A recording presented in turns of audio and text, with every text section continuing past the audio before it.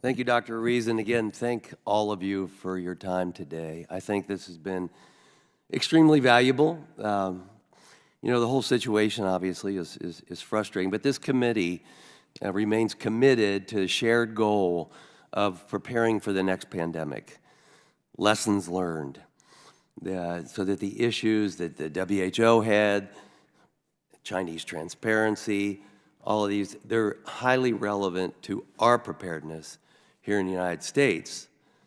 My feeling is the more we can set the tone for what it takes to be prepared, others can as well, and could make an organization like the WHO much stronger if there's cooperation.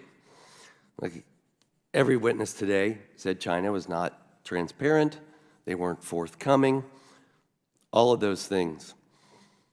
I can't help but think of Ronald Reagan's line, "We need to trust but verify." That's what was missing, is the verification. And so why not trust? You assume people are going to be honest brokers, you would hope. And when they're not, and you can't check that, I think the lesson learned is organization, international organization, or at least ourselves, need to be there on the ground to see what the actual truth is.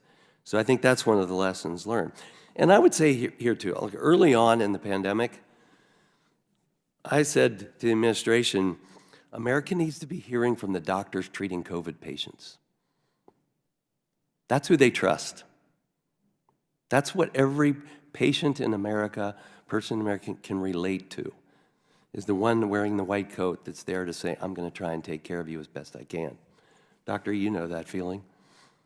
And it makes a big difference. We heard some comments today. Again, trusting without verification is a problem. If the president of one country is telling the president of another country, everything's under control, we got this, well, we see what that leads to. When you're lied to and don't know you're being lied to, then you don't give the guidance and leadership that you should. Honesty is the lesson learned. To me, the WHO needs full access. And the WHO, representing all of its partners, need full access to be able to do things correctly. We talked about revisions to IHR. We need that to be without political influence. You all have testified to that today, and I thank you for your work.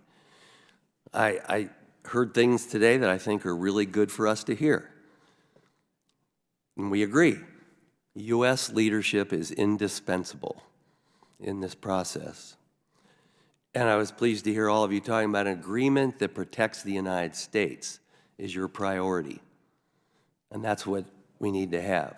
But I also agree that if we're going to protect the United States, we have to do everything we can around the globe when we're talking about a pandemic. It can't just be the United States. Without data, accurate data, without truth, without honesty, we can't help. We can't help fully or quickly, which is key to a pandemic response. So it became clear to me that the WHO's success depends on the United States. And the United States is going to have to depend on honest data, access, and everything else through the WHO. So we can't have a situation where one country gets to deny us from being part of the team and controlling the situation on the ground. But I see a lot of opportunity here. I do have in front of me the draft, and appreciate that this is public, and we need to go through it. We're here to represent the American people and the taxpayer dollars, so we want to know what the investment is and what it looks like.